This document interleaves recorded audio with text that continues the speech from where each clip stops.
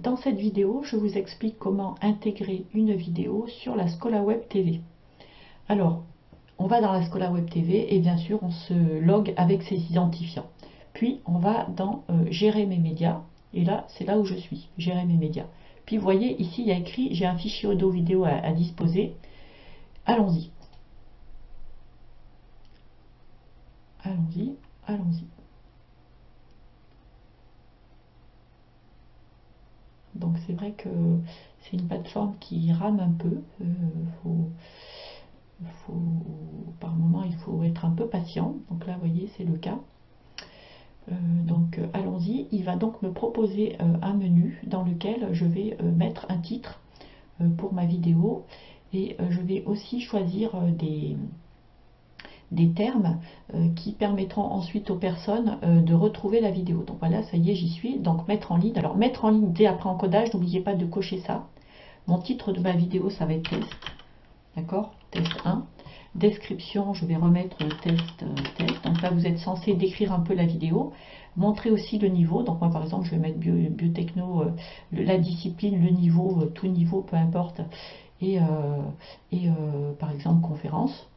Voilà, et c'est là où je vais devoir mettre des mots-clés. Je vais mettre là des mots-clés, de toute façon après je l'effacerai, je ne vais pas la laisser.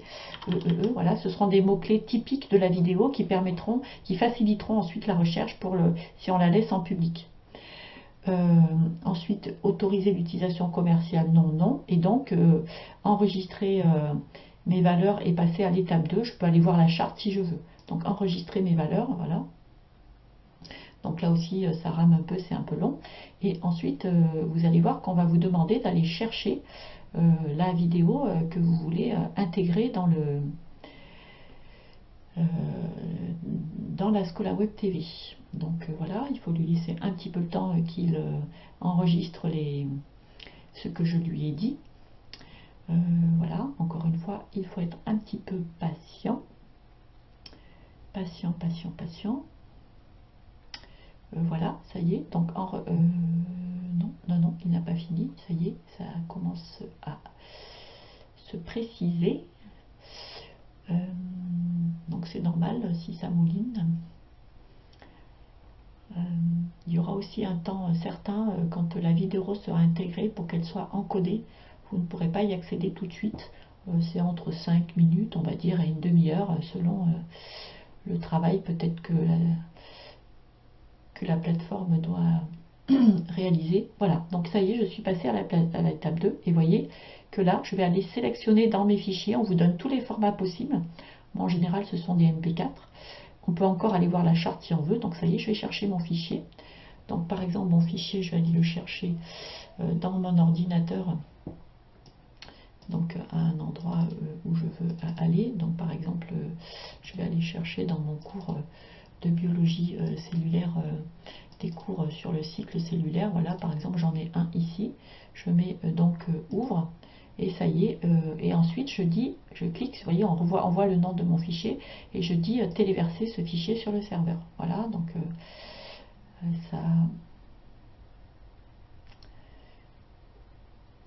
c'est en train de se déposer.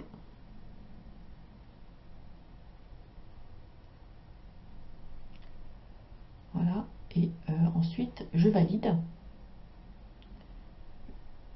Voilà, et donc il est en train de mouliner. Et donc là aussi, ça peut prendre un certain temps, le temps qu'il me redonne la main pour passer à l'étape 3.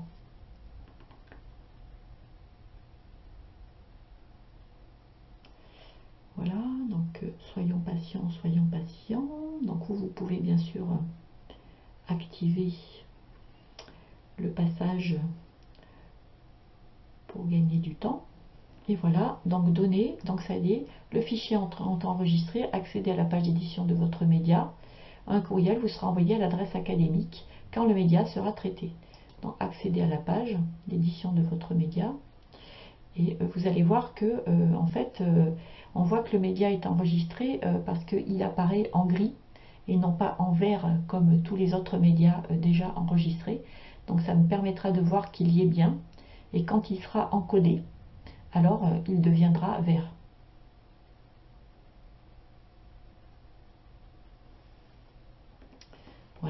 ça va bientôt arriver. Vous allez voir la page des médias. Donc normalement, hein, ça a toujours mouliné comme ça. Hein.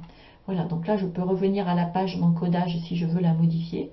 Je peux revenir à gérer mes médias. Et donc, je vais voir tous mes médias. Et donc, le test aussi, celui que j'ai appelé, alors est-il encodé? Vous voyez qu'ici, il y a écrit encodage en cours. Et quand il sera encodé, alors j'aurai davantage de menus. Je pourrais à nouveau télécharger la vidéo. Mais je pourrais aussi, en fait, vous voyez, quand on va dans une vidéo qui est déjà encodée, on peut l'afficher. Et on peut aussi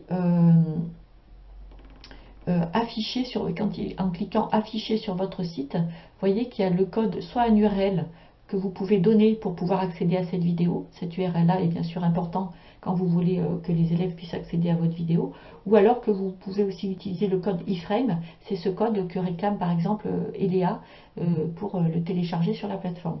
Voilà, donc ces deux codes évidemment sont essentiels pour pouvoir transmettre ensuite la vidéo à nos apprenants. Voilà, vous savez désormais intégrer une vidéo sur la Scholaweb TV. Je vous remercie.